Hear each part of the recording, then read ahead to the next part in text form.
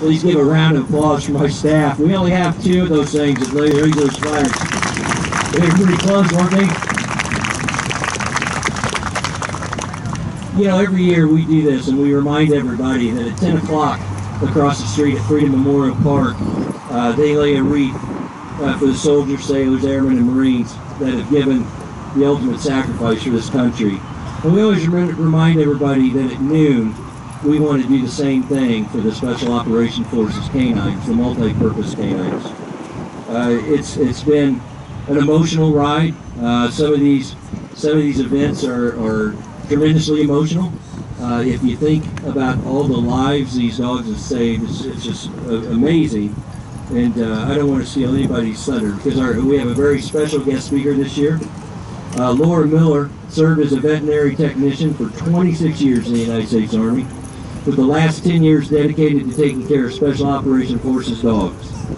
She's the Vice President of the Special Operations Forces K9 Memorial Foundation, which she co-founded in 2010 to acknowledge the sacrifice and loss felt by all of the Special Operations Forces community when a dog was killed or missing in action. Ladies and gentlemen, please welcome Laura Miller.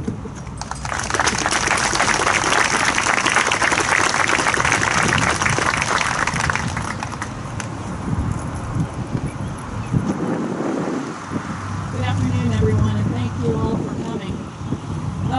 So if you came to hear the story about dogs and all the awesome things that they can do, like, for example, the story of the dog that found Saddam Hussein and the handler was trying to yank him away and call him a stupid dog, stupid dog, stupid dog, because they didn't know what the dog was doing. I'm not going to tell you about that story. Clearly, I'm not an operator. I wasn't a handler. I was a vet tech, and I spent 9.5 years at the unit taking care of the dogs. And the handlers have assured me over and over that the role I played and the stories that I have and my perspective are very accurate and really unique because I was an insider but yet kind of an outsider, you know, in a support role. So you should also know that I failed speech in high school 3 years in a row. I haven't done any public speaking in about 3 years. So when the staff asked me to speak, I instantly regretted it and started feeling pukey, which I still am. So, but really, I live on a boat with the love of my life and our 2 dogs. And so I was like, oh my gosh, what in the world am I going to talk about? Should I talk about gel coat repair, fishing? I know fishing a lot of you would enjoy, but it's not really applicable.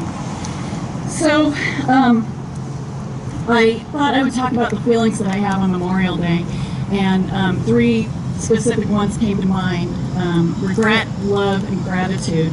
And that's kind of what my kids' book is about, which I'll talk about a little bit later. So my first, I don't have a lot of regrets. There were 2 that came to mind when I started this writing the speech.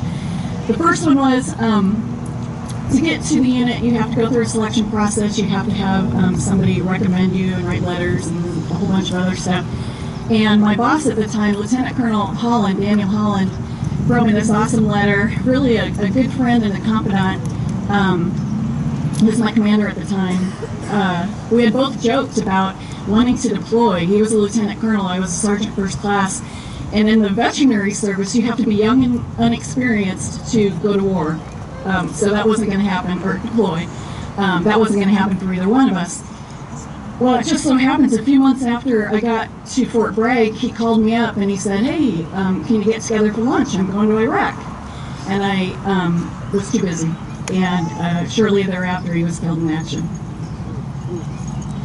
So here was the guy who opened a door for me for this amazing job, and I didn't make time for him. So my second regret, and it may sound kind of weak or unimportant, but for me, it's a strength. It's a strength for men, women, operators, support, civilian, military. It's about vulnerability and not selfishness like the lunch that I missed. It was February 2006. I had just finished what I called my superhero training. It's where they taught us third level support people how to carry a gun and not point it at the driver of the vehicle, and run with a gun. You know, what kind of army is this? But I just got into Iraq, and it was nighttime. I just got into our operations building, put my bags up, and I had heard that a handler's dog was killed the night before, and I ran into him. And I didn't know what to say. I didn't know what to do. Like, do I hug this tough guy, or do I shake his hand, or do I was so worried about what people would think about me. Was I too girly, or was I weak, or whatever? So I said, sorry about your dog, and moved right along. So I thought about this for years. I'm like, what a jerk. I was so inhuman. And little did I know how much those dogs meant to those guys. And so fast forward about 3 years, February 2009, I'm in Iraq again, and I'm going around doing site visits and checking on dogs. And I ran into Dave. He was the handler whose dog was killed, and he had stopped being a handler after that. He was heartbroken, and he went on to become an operator and sniper. And so I never saw him around after he stopped being a handler. He never came to the kennels. I had no reason to go anywhere over to the big building. But anyway, so I ran into him, and I said, oh, here's my chance. I need to apologize for being this inhuman person. So I did, and 2 years later, still I regret about that. He was gracious and appreciated that I cared. I don't think he really remembered it, but that's when I realized that vulnerability can really be a strength. So I will move on to love, and I broke this down into 2 sections: love for the dog and the dog's love for the handler. We worked really closely together day to day. I did their medical stuff. I did operations at the kennel for a few years, and did their trauma training. I did a ton of role playing, getting shoved into a bite suit, and then shoved into a car, and then left in a field, and then in a really dark room. One time I was in this really dark room, and I thought, like, I hear the toenails coming, right? It's the dog's coming to get me. And I heard nothing except for felt the dog taking me down, and my screams were so real the guys thought I had a real bite. But so I learned to the handlers really love their dogs. They were very poor at taking direction, though. So I'm a vet tech. I've talked a little bit about medicine and poop. That's the glamorous part of my career. We had one dog who had this constant diarrhea. We couldn't figure it out. Like, we did diagnostics, food trials, stress reduction. We were blaming the Chinese for their dog food. We could not figure it out. So one day we were looking at video surveillance or something else, and we saw this handler go into the dog's run, and he had a to-go box, the styrofoam box from the chow hall. And he walks in, he's got it like this, and then when he walks out, he's got it at his side. And so we're like, all right, let's look. So we looked at another angle of the video surveillance, and the guy had bacon in there, not 1 or 2 slices, but like full 40 slices. So once we got rid of that, the dog got better. Another dog, the guy gave him so many bones, the dog could not walk. He couldn't do anything. He couldn't poop. Another guy gave his dog ice cream every day. Another guy said he didn't want to be around when his dog was under anesthesia because she looked dead. And then we had this other fellow who said he didn't want me to take his dog's temperature. As you know, it doesn't go underneath the dog's tongue. He said because he doesn't like it. And then he didn't want me to do any exams in the clinic because he doesn't like it. And so I became very accommodating to these guys. They have so much stress as it is. So we would draw blood out on the grass, and that's how we developed these really great friendships and trust. So that leads me to the dog's love for the handler. Pets are genuine. You see them wagging their tail or jumping into your lap. I think Malin was, this guy can probably attest to it, are a little bit different. I think they have different motivations, but sometimes the wagging tail is not happiness. It's just the warning of the bite that may be coming, because he's nodding his head. But I always wondered, how deep does it go? Can a dog really have that connection? And I believe that to be true. So in late September 2010, I was going to Iraq to pick up a wounded dog who needed to come home for recovery. And I was sitting at RDU, and some of our medics were there. And usually our medics, we have medics in theater, but we have other medics that will go over and help if somebody's injured or something's happened. And I hadn't heard about anything. We're a very tight unit, so I should have heard about something. Anyway, we're making small talk, and it became very clear that I was missing out on some important fact. And I was getting on the plane when I got a phone call from my boss to tell me that Bodie's handler, Aaron Greider, had been killed. So I went to Germany, and I was on my way to Iraq, and by the time I got to Germany, they were already there. My timeline's probably all messed up, but the flight crew took me out to the plane, and there was, I got something in my axe. Aaron's flying draped coffin was there, his injured dog Bodie, and Aaron's other best friend, Randy, who was also a trainer. Randy and I are both from the Midwest. We were friends. We had all the same stories, cow tipping and Old Milwaukee's Best. We were good friends, but I had no words. So I hugged Randy, I hugged Bodie, knelt down next to Aaron's coffin, and then we buckled up and we headed to Dover. We didn't talk the whole time, like, what is that, 9 hours, 13 hours? I can't even remember. I've been retired of flushing all that stuff. When we got to Dover, our chaplain and staff were there for Brittany, and Brittany was Aaron's wife, for Randy and Aaron. Bodie was hurt pretty badly. The photograph on the easels is from Aaron's funeral. That was obviously quite a bit later.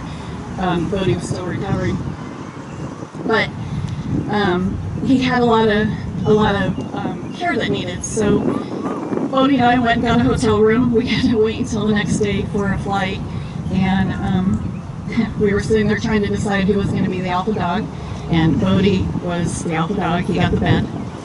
But there was one point when we were sitting there watching TV, or I guess I was watching TV, and he gave me a little bit of the side of the bed, and he was really, really quiet, and these dogs don't seem to settle. Like, they'll pace, they'll whine, they'll look at the door, unless they're really settled, and that seems to come from their handler, not from a semi-stranger or me.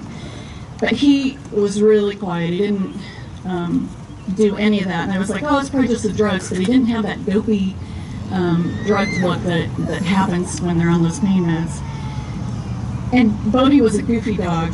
Like, Aaron probably wouldn't appreciate me describing him as his attack dog as goofy, but Bodie had a dog smile that rivaled Aaron's human smile. And if you've seen pictures of Aaron, he was that genuine as his smile. But he was really sad, and my sadness too. It was the first time I had been that close to death, and death of a friend. But I think Bodie's was grief. I think he knew that Aaron wasn't coming back. They were side by side when they were ambushed and when Aaron died. So when I say don't go to bed mad, don't forget to say I love you. Don't forget to say I'm sorry. It's all so true, right? We should really appreciate everything. Love, sacrifice, somebody's time, laughter. So that brings me to gratitude. I'm tidying this up here. At my retirement party in 2014, Randy got up and he took the mic and he thanked me for spending that time with him in Germany. And we had never talked about it. Like, I really thought I was just in the way more than anything. But we hadn't talked about that trip in 4 years or ever. And his thank you was so heartwarming. We both cried. It brought us some kind of relief, I guess. It wasn't necessary or needed. It just was right. So sometime over my career, or at least the last 10 years of it, I became the orchestrator, for lack of a better word, of dogs killed in action. I knew 21 of the 23 dogs from our unit alone. I knew several others from other units, so this is very near and dear to my heart, this foundation. I also was kind of the caretaker for our sick and retired dogs too. I would compile the stories. I would order tombstones or papers or get portraits done, help with cremation, or just assist them in the passing of their death, passing at the end of their life. And to me, there was nothing more heart-wrenching than seeing one of these big, strong, capable men crying over the loss of his dog. The loss of losing a dog on the handler, and not just the handler, the families. I became very close friends with a lot of the wives. I'm so grateful to so many. I hope somebody's here to come up and talk to me, because they would take these old, retired, smelly, stinky war dogs into their homes with their precious children, like taking a chance on, something that may not be that predictable, but of course the handler knows. So Chuck and I started the foundation to help ease the burden financially, or maybe an ear to listen to, but also a public place for folks that don't know the dogs to learn a little bit about these unknown heroes. And every year we try to get a SOF K9 handler to speak, so if you guys are out there, please get in touch with us. And it doesn't have to be a story of death, like we should celebrate these dogs too. But the good news is that there are some handlers who are talking. HBO and Channing Tatum are doing a documentary about 3 handlers and the story with their dogs, and that'll be their Veterans Day feature, so take a look at that. So in my retirement, I've had a lot of time. I finished a 10-year manuscript on military working dogs' causes of death the first 12 years, and then this 30-page, 3-year-long children's book. The illustrator was supposed to be here, but she got very sick. If you buy the book from Amazon, sorry, ASOM, all of the donations go to Phase 3, which is going to honor the handlers that have been killed in action. Aaron Greider, Jet Li, I can't say his name right, John Durandara, Aaron Blasio, and David Sonka. I have a check today with my first residual for Paul, which I'll give later. It's $500, but that means I only have to sell 3,222 more books to meet the $15,000 we need to finish Phase 3. Or you guys could just donate $15,000 today, and I could go back to my sailboat and go fishing. If you read the dedication in the book of how I became a K9 commando, it's to Dave, his daughter Cameron, and Pepper, without Pepper's sacrifice, Cameron wouldn't have a father, and I wouldn't have found the love of my life. Life is too short. The evidence is here, right? So for the first time in my life, I've learned to live without regret, to live with real honesty, and love like there's no tomorrow. I really hope that all of you can find that too. Thank you.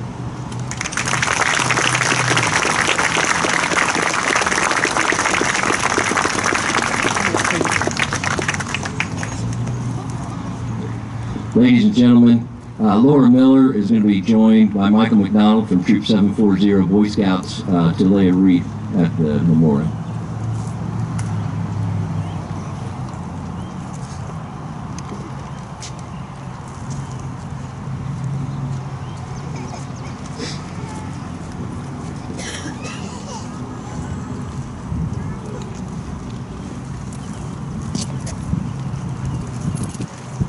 Please take this moment of silence to reflect on the story that Laura has provided us and the dogs and what they represent.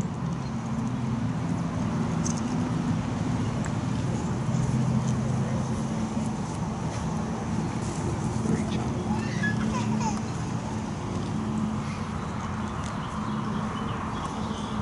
Ladies and gentlemen, you're probably wondering why this Boy Scout miraculously appeared before you. Because this is his moment before his 15-minute speech that he doesn't know he's going to give. Let me tell you, if you see this memorial at night, it is lit up. You can probably see it from the space shuttle. It's beautiful. But during the day, when you drive through the circle and you look over here, this bronze dog kind of blends in with the bushes and the trees. And this Boy Scout in front of you felt that needed to be changed and that we needed to do something to draw attention to the memorial. So as you can see, the Rolling Thunder has placed themselves by 3 flagpoles behind the memorial. And at this time, would you please stand for the raising of the colors?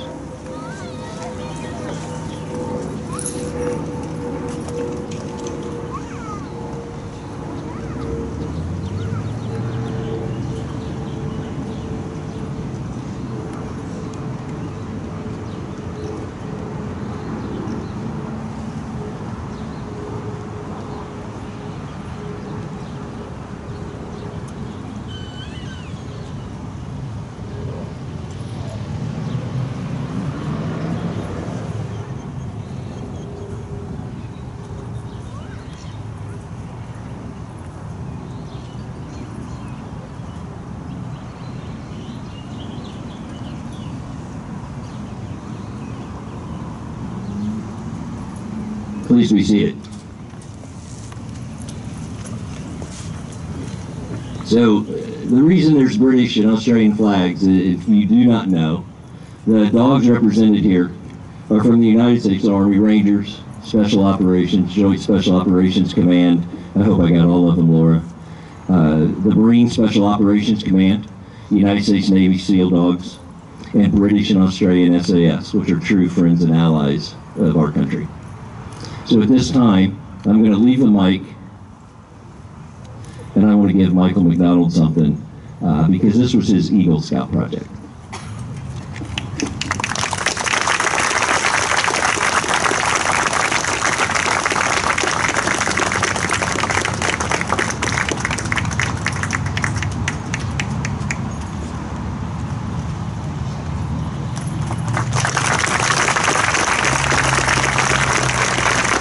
It's great to have young men in the community that does these things. We have other ideas to enhance the memorial. If there's any Eagle Scout wannabes out there, just come see me. My mind's always clicking. Ladies and gentlemen, you know what Laura said is that when I did a little stint with SEER, when I was with the 11th Special Forces and the Reserves, the one thing I always remembered is that an attack dog, the ears will stay up and the tail will wag when they bite you because they get rewarded for that. And I have a hole in my hand from testing that theory. Anyway, what I want you to know is the displays are out in the circle. They'll be out until probably 2 or 3 o'clock. Please visit those. That's all coordinated by Ron Wolf, and there's reenactors and displays set up from a few different eras. The Fuquay Arena Singers will sing at 1:30 in the lobby. That's a tradition here at Memorial Day. And the book reading by Laura Miller will be in the video theater at 1 o'clock. She will read her book, and then she will do a book signing immediately after. Ladies and gentlemen, thank you for coming. It's just miraculous on how many lives these dogs have saved. Please have a great day.